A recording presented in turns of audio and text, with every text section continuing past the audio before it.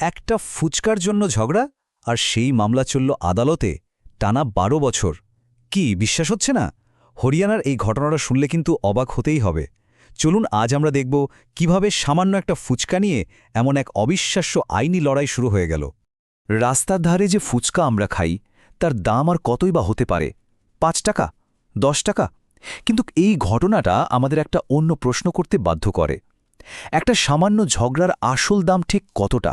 জীবনের ১২টা বছর, এতগুলো টাকা পয়সা, মানসিক শান্তি সব নষ্ট করা কি আদৌ ঠিক?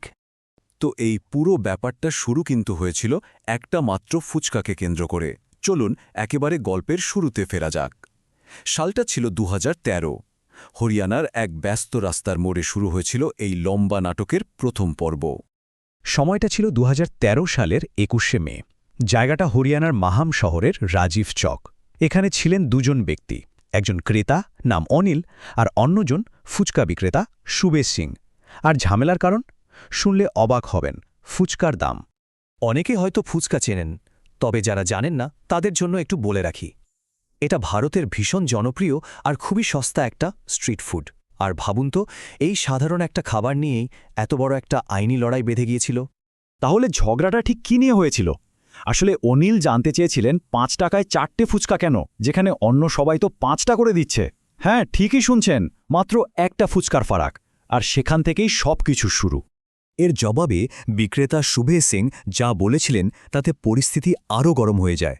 তার সাফ কথা, আমার দোকান, আমার ফুচকা, আমার দাম, ভালো লাগলে খান, না হলে চলে যান। মানে বুঝতেই পারছেন, কেউই এক চুলও ছাড়তে রাজি ছিলেন না। যেটা ছিল শুধু মুখের কথা, সেটা আর কথায় সীমাবদ্ধ থাকল না। সামান্য তর্কাতর্কি থেকে মুহূর্তের মধ্যে ব্যাপারটা হাতাহাতিতে পৌঁছে গেল। আর তারপরই এই ঘটনাটি ঢুকে পড়ল আইনের জটিল প্যাচে। মানে কথা কাটাকাটি হতে হতে ব্যাপারটা মারামারিতে গড়ায়। উত্তেজনার বশে দুই পক্ষই একে অপরের গায়ে হাত তুলে ফেলে। ব্যাস, একটা সাধারণ রাস্তার ঝগড়া সোজা চলে গেল পুলিশের খাতায়।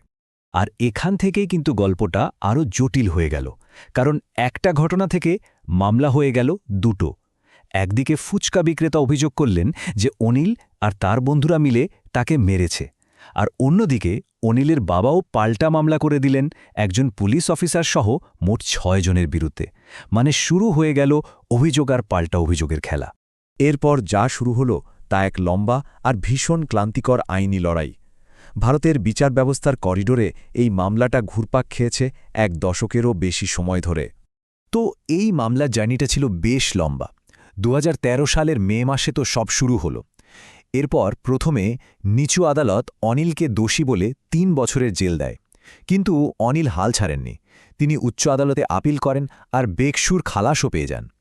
এরপর আদালত ঠিক করে যে দুটো মামলাই একসাথে শোনা হবে, আর তাতে পুরো ব্যাপারটা আরও লম্বা হয়ে যায়।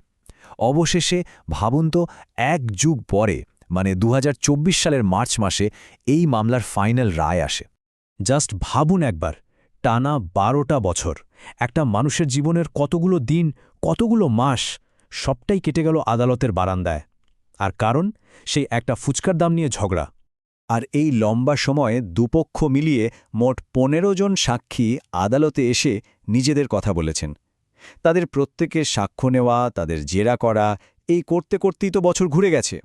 দুটো মামলা মিলিয়ে মোট অভিযুক্ত ছিলেন ৯ জন।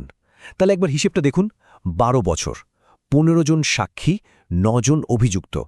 আর এই সব কিছু শুরু হয়েছিল মাত্র একটা ফুচকা থেকে। এই সংখ্যাগুলোই বুঝিয়ে দেয় যে কত ছোট একটা ব্যাপার কত বড় আর জটিল হয়ে যেতে পারে।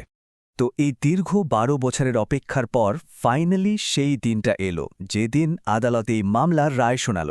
চলুন জেনে নেওয়া যাক শেষ পর্যন্ত কী রায় এলো। শুনলে হয়তো বিশ্বাস হবে না, কিন্তু এটাই সত্যি।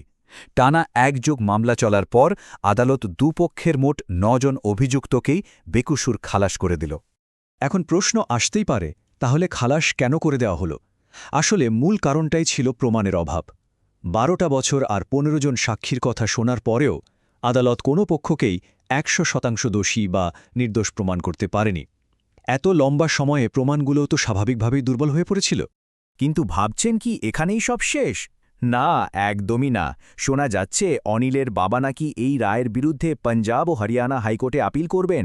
তার মানে এই ফুচকা যুদ্ধ হয়তো এখনও শেষ হয়নি, আরও চলবে। এই পুরো ঘটনাটা কিন্তু আমাদের একটা বড় প্রশ্নের মুখে ফেলে দেয়।